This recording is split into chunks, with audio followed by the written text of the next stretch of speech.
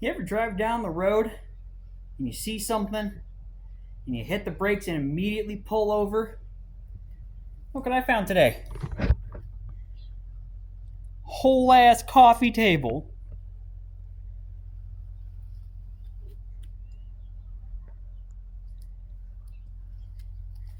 This thing's pretty sweet. I will say, it is only plywood and 2x4, so the quality could be better, but for like free on the side of the road, sanded down, finished. This is a good like outdoor patio coffee table. Sweet find. Exciting things. We just finished up tonight's D&D game, and it was a short one because we kind of need the entire party for a decision we're gonna make. And I think I like the direction that it's going. This is the thing that I love about D&D and also my group. I plan for a thing, and that thing does not happen. I plan for two things, and those two things do not happen. I plan for a whole branching path of things that can happen, and none of them happen. And maybe I did like write a little footnote for something, but I'm like, it's likely not going to happen. I'm not going to explore that, and then that's what happens. So this is what I love about my group. There was a game that I was running where they were staying at an inn for the night, and one of my players decided, I'm not going to pay for a room, I'm going to steal one. And so he goes upstairs and he bullies people out of their room, and so he's got himself like a nice 2-person room all to himself for the night for free. How do I punish that? How do I approach that?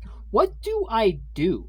So I spent like 10 minutes just in silence, just like frantically flipping through the pages of the DM's book and the monster manual, just trying to find something. And again, I had a video about this earlier.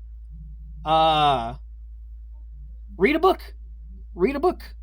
Just gather information that you can add to your arsenal of like ideas and creativity. I came across the Shadow, and I'm like, this enemy's super cool. So this player specifically, he went and hid in a closet. He didn't take the bed that he bullied the people out of. He took the closet. So he's in the closet, and he's all like snug as a bug in a rug. And, the closet doors, they're not made to be tight, so there's like all kinds of light peeking in through the cracks in the door. And all of a sudden, like it's like somebody stepped in front of the closet, and then the whole thing goes dark. And he's sitting there like, okay, that's strange. And then a few moments later, he takes like a threatening amount of cold damage out of nowhere. So he breaks out of the closet, jumps out the window, and plummets 2 stories.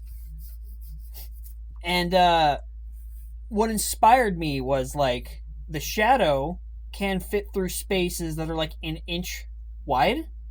It can like sneak through cracks and crevices and whatnot and get your ass. And so, okay. And then I had another video about like asking questions. I forget what it was called, but it was like asking questions.